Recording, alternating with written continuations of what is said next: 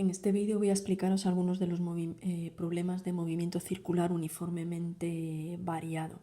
El primero que teníais era el de la 257, el ejercicio número 23, que decía que un disco accionado por una taladradora gira a 18.000 revoluciones por minuto. Ese valor es una velocidad angular. La unidad de revoluciones por minuto es una velocidad angular que no está en el sistema internacional. Cuando ésta deja de accionarse, el disco se detiene después de haber completado 100 vueltas. Si se detiene, su velocidad es cero, en este caso su velocidad angular. Por lo tanto, la que nos daba era la velocidad inicial y esta que tenemos aquí es la velocidad angular. Y da 100 vueltas. Lo hemos visto antes en el movimiento circular uniforme. Vueltas se está refiriendo al ángulo, pero no en unidades del sistema internacional. Por lo tanto, ese sería el ángulo, 100 vueltas, pero lo tenemos que pasar a radianes por segundo, que es la unidad del sistema internacional. Por lo tanto, tenemos que hacer ese factor de conversión para pasar de vueltas a radianes. Ahora tenemos un movimiento circular uniformemente acelerado, puesto que la velocidad varía. Las tres ecuaciones que tiene el movimiento circular uniformemente acelerado son semejantes a las del movimiento rectilíneo uniformemente acelerado. Lo único que cambiando las magnitudes lineales por angulares. Aquí estáis viendo una velocidad igual a velocidad inicial más aceleración por tiempo. La podemos pensar como en los movimientos rectilíneos, pero cambiamos aquí todo por las magnitudes angulares.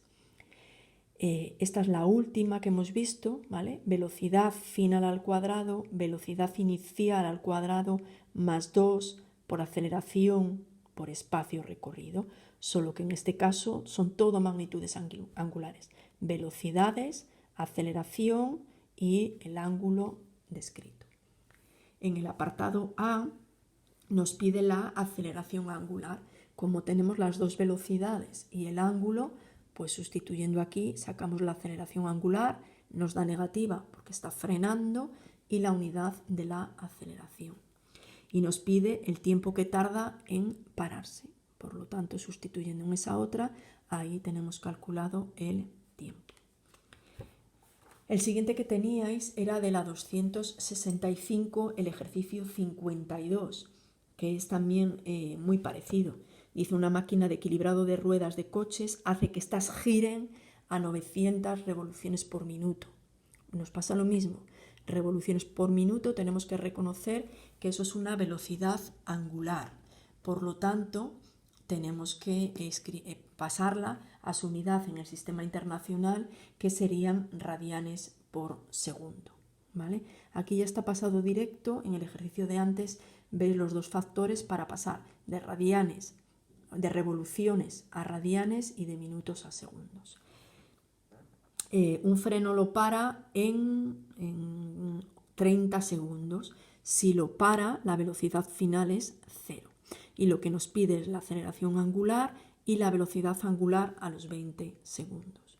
Como tenemos dos velocidades y el tiempo, pues la ecuación que nos permite calcular la aceleración angular es esa. Y después, como nos pide la velocidad a los 10 segundos, pues podemos volver a usar la misma y calculamos la velocidad a los 10 segundos. El siguiente ejercicio que teníais era el ejercicio 50, ahí lo estáis viendo ahora, entero, el ejercicio 54.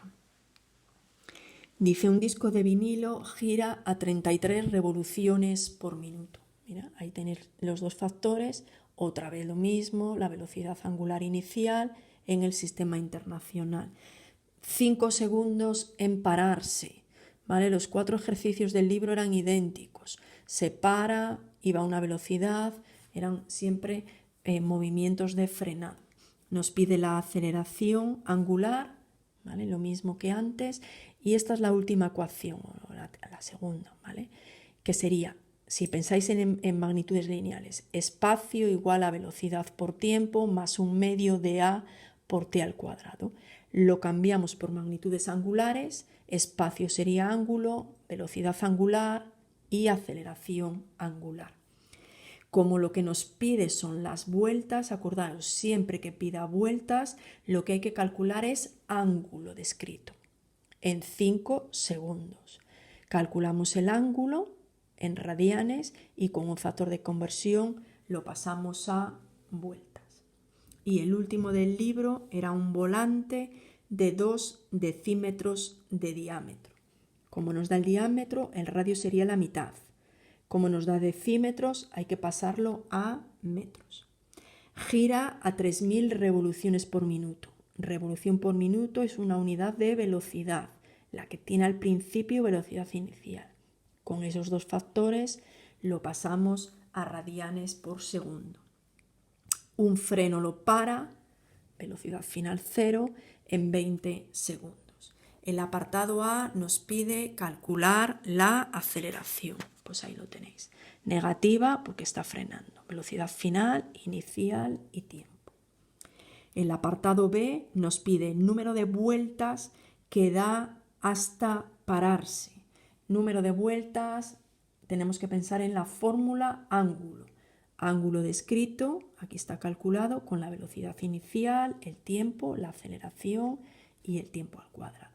Calculamos el ángulo en radianes y pasamos de radianes a vueltas con un factor de conversión. Y ejercicio C nos pide la aceleración normal y total de un punto de su periferia. La aceleración normal es lo mismo que la aceleración centrípeta y la aceleración centrípeta sería la velocidad lineal al cuadrado partido por el radio. Por lo tanto, necesitamos, esto lo hicimos semejante en el movimiento circular uniforme, solo que ahí es más fácil. Aquí ha dado 100 vueltas, ¿vale? Eso sería el ángulo, pero lo tenemos que pasar a radianes.